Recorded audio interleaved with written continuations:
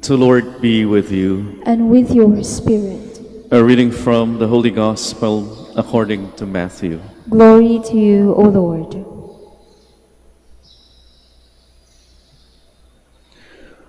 When Jesus had come into the temple area, the chief priests and the elders of the people approached him as he was teaching and said, "By what authority are you doing these things? And who gave you this authority?" Jesus said to them in reply, "I shall ask you one question, and if you answer it for me, then I shall tell you by what authority I do these things. Where was John's baptism from? Was it heavenly or human origin?" They discussed this among themselves and said, "If we say of heavenly origin, he will say to us, 'Then why did you not believe him?' But if we say of human origin, we fear the crowd, for they all regard John as a prophet." So they said to Jesus in reply, "We do not know." He himself said to them, "Neither shall I tell you by what authority I do these things." My dear sisters and brothers, the Gospel of the Lord. Praise to you, Lord Jesus Christ. Please be seated. May kwento ho ng isang bata na bumisita ho siya sa bahay ng kanyang kaibigan. At nakaugalian ho nung bata na didiretso na lang ho sa loob ng bahay, maupo ho sa sofa ng bahay ng kaibigan niya at hihintayin niya ho yung kanyang kaibigan. At sa living area, nandun din ho yung tatay ng kaibigan niya. Umiinom ho ng kape at nagbabasa niyang newspaper. At napansin ng tatay na tila balisa ho yung bata.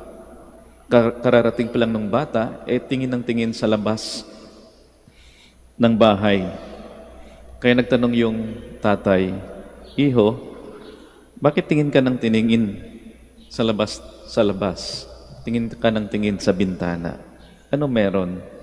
Sagot ng bata, "Tay, yung bike ko kasi, iniwan ko sa labas.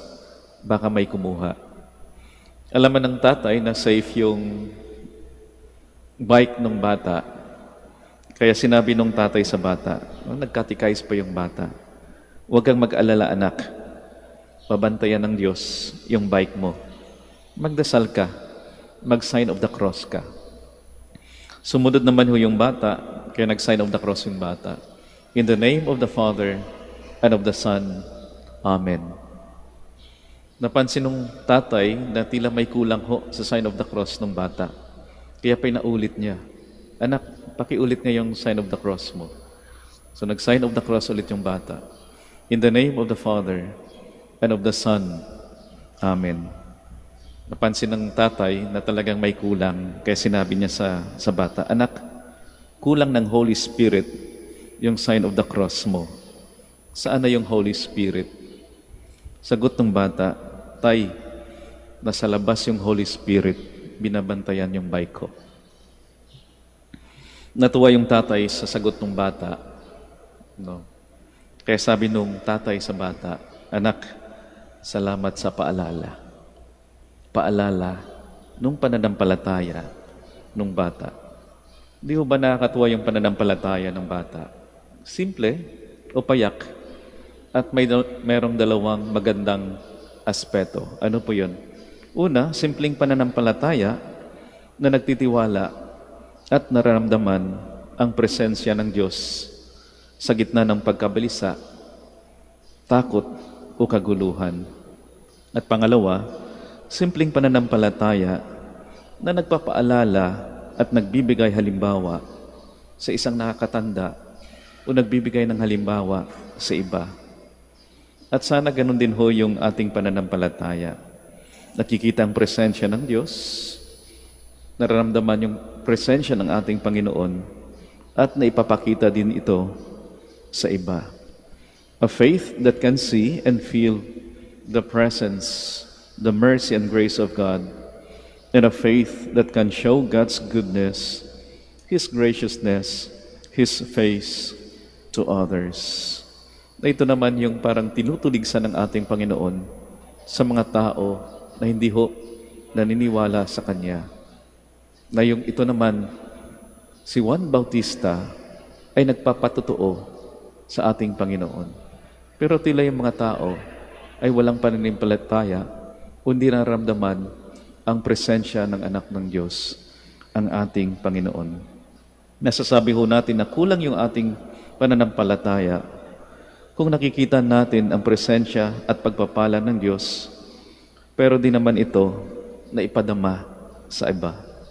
Di ho ba masakit pakinggan, masakit ho sa tenga na kapag narinig ho natin na yung kakilala natin ay palasimba, palaging nasa simbahan, pero masakit magsalita, no? Nagmumura, at palaging nang-aaway, lalong-lalo ng asawa niya, palagi niyang inaaway, kagagaling lang ng simbahan, inaaway lahat ng tao sa bahay.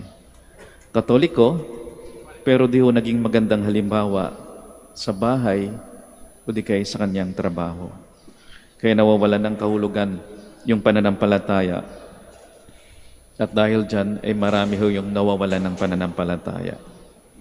Sinasabi ho nila na isa sa mga phenomenon daw ngayon ay yung tinatawag na non, N-O-N-E. Sila yung nagsasabi na wala silang relihiyon. Kaya pag mga forms, pag nag-fill out ho sila ng forms, di ba meron doon, no? Pangalan, age, address, at minsan merong religion. At yung mga nuns na ito, N-O-N-E-S, ay nilalagay ho nila doon kapag religion, ay nilalagay nila nun, N-O-N-E. At sinasabi na yung dahilan kung bakit nagkakaroon ng mga nuns, dahil siguro nagkukulang ng catechism yung simbahan, kukonti yung mga catechist natin, pero higit sa lahat ho, baka yung mga sumasampalataya ay hindi ho nagpatotoo sa kanila. Hindi ho nagpapakita sa kanila yung pananampalataya. Minsan sinabi ho ni Pope Francis, we are created in the image and likeness of God, and we have the responsibility of showing the image of God, the face of the Father, to others through us. Kaya magandang pagnilayan ho. Naging mukha po ba tayo ng Diyos para sa iba? Naging mukha ba kayo ng Diyos para sa asawa niyo? Para sa kapatid niyo? Para sa kaibigan niyo? Para sa katrabaho niyo? O baka kapag nakita ho tayo, ay napapadasalo sila, Diyos ko po, andito na naman siya. Kunin mo na siya, Lord, now na. Minsan ho, meron nag-email ho sa amin, dito sa Minor Basilica, at nagre-request ho kung pwedeng pumunta dito at mag-interview ng isang pare. Short notice, nag-email ho nung gabi at gusto pumunta nung umaga at mag-interview ho sa isang pare. At pinagbigyan naman ho namin, pinagbigyan ko ho, kasi available naman ako nung araw na yon, Sunday actually, pero yung misa ko naman hapon, o sige, pwedeng accommodate ng umaga. Para ho sa paper nung anak ng nanay na nag-email. At yung pinakatanong nung anak, bakit daw marami yung pumunta dito sa Manawag? At yung sagot ko naman, dahil kay Inan Maria. Ayun po yung local na tawag sa Pangasinan, Inan Maria. At para naman sa mga Ilocano, Apo Bakit. Sabi ko, dahil kay Inan Maria, dahil siya naman talaga yung tumatawag sa mga anak niya para pumunta dito. At kaming mga pare, kahit na yung local government, ay naging instrumento na makilala, umabisita ang ating Inang Maria. Apo Bakit. Sa pag-uusap po namin, nung bata, estudyante, ay sumali na rin yung nanay. Actually, mas marami yung tanong nung nanay tungkol sa devotion sa ating mahal na ina. At doon ko nalaman na yung nanay pala, devotee ng Our Lady of the Rosary of Manaoag. At pagkatapos ng interview, ay sinabi ho ng nanay sa akin, Father, thank you for accommodating us, even for a short notice. Malaking bagay, Father, yung encounter na ito para sa mga anak ko. Dinala nung nanay yung mga anak niya sa ating mahal na ina. At sabi ko naman sa kanya, mas malaking bagay ho yung ipinapakita nyo sa anak nyo. Ipinakilala nyo si ina sa mga anak nyo.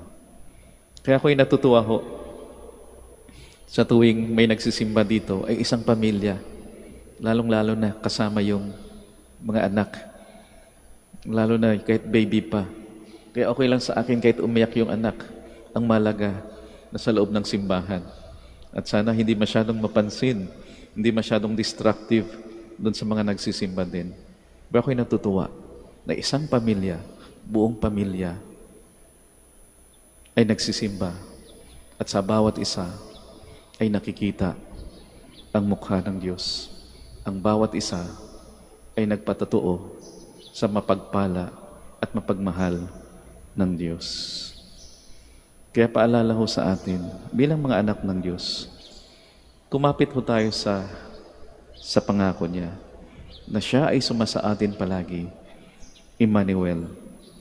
At sana ho ay maging mukha ho tayo ng Diyos para sa iba.